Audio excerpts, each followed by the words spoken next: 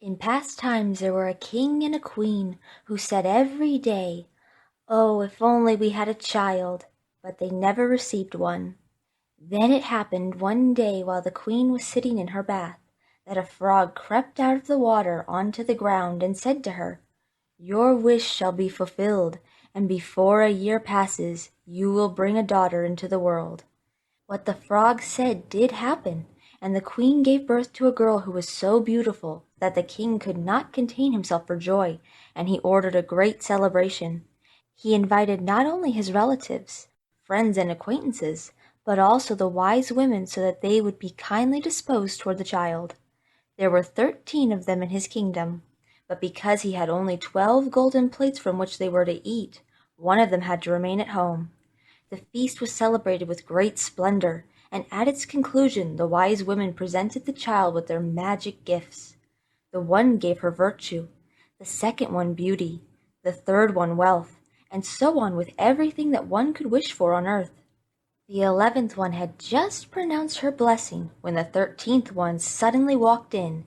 She wanted to avenge herself for not having been invited, and without greeting anyone or even looking at them, she cried out with a loud voice, "In the princess's 15th year she shall prick herself with a spindle and fall over dead." And without saying another word, she turned around and left the hall. Everyone was horrified, and the 12th wise woman, who had not yet offered her wish, stepped forward. Because she was unable to undo the wicked wish, but only to soften it, she said, "It shall not be her death. The princess will only fall into 100-year deep sleep."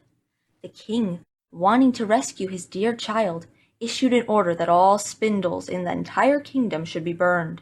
The wise woman's gifts were all fulfilled on the girl, for she was so beautiful, well-behaved, friendly, and intelligent that everyone who saw her had to love her. Now it happened that on the day when she turned 15 years of age, the king and the queen were not at home, and the girl was all alone in the castle. She walked around from one place to the next, looking into rooms and chambers as her heart desired. Finally she came to an old tower. She climbed up the narrow, winding stairs and arrived at a small door. In the lock there was a rusty key, and when she turned it, the door sprang open. There in a small room sat an old woman with a spindle busily spinning her flax. "Good day, old woman," said the princess. "What are you doing there?" "I am spinning," said the old woman, nodding her head. "What is that thing that is so merrily bouncing about?" asked the girl, taking hold of the spindle, for she too wanted to spin. She had no sooner touched the spindle when the magic curse was fulfilled, and she pricked herself in the finger. The instant that she felt the prick, she fell onto a bed that was standing there, and she lay there in a deep sleep. And this sleep spread throughout the entire castle. The king and queen, who had just returned home, walked into the hall and began falling asleep, and all of their attendants as well. The horses fell asleep in their stalls, the dogs in the courtyard, the pigeons on the roof, the flies on the walls, and even the fire on the hearth flickered, stopped moving, and fell asleep.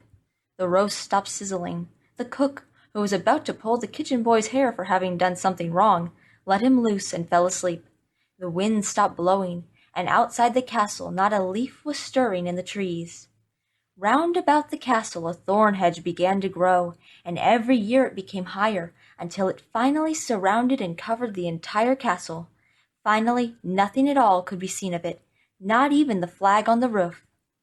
A legend circulated throughout the land about the beautiful sleeping little Briar Rose, for so the princess was called. Legends also told that from time to time princes came, wanting to force their way through the hedge into the castle.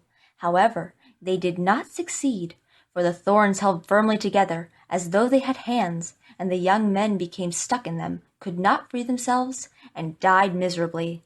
Many long, long years later, once again a prince came to the country. He heard an old man telling about the thorn hedge. It was said that there was a castle behind it, in which a beautiful princess named Little Briar Rose had been asleep for 100 years, and with her the king and the queen and all the royal attendants were sleeping. He also knew from his grandfather that many princes had come and tried to penetrate the thorn hedge, but they had become stuck in it and died a sorrowful death. Then the young man said, I am not afraid. I will go there and see the beautiful little Briar Rose." However much the good old man tried to dissuade him, the prince would not listen to his words. The 100 years had just passed, and the day had come when little Briar Rose was to awaken. When the prince approached the thorn hedge, it was nothing but large, beautiful flowers that separated by themselves, allowing him to pass through without harm, but then behind him closed back into a hedge. In the courtyard he saw the horses and spotted hunting dogs lying there asleep, and on the roof the pigeons, perched with their little heads tucked under their wings. When he walked inside, the flies were asleep on the wall, the cook in the kitchen was still holding up his hand as if he wanted to grab the boy, and the maid was sitting in front of the black chicken that was supposed to be plucked. He walked further and saw all the attendants lying asleep in the hall, and above them near the throne the king and the queen were lying. He walked on still further, and it was so quiet that he could hear his own breath. Finally he came to the tower and opened the door to the little room where little Briar Rose was sleeping. There she lay, and was so beautiful that he could not take his eyes off her. He bent over and gave her a kiss. When he touched her with the kiss, little Briar Rose opened her eyes, awoke, and looked at him kindly. They went downstairs together, and the king awoke, and the queen, and all the royal attendants, and they looked at one another in amazement.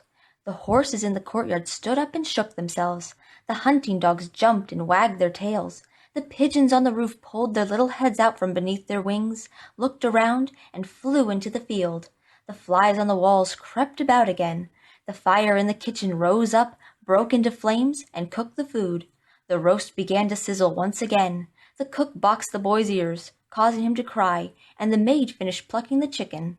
And then the prince's marriage to little Briar Rose was celebrated with great splendor, and they lived happily until they died.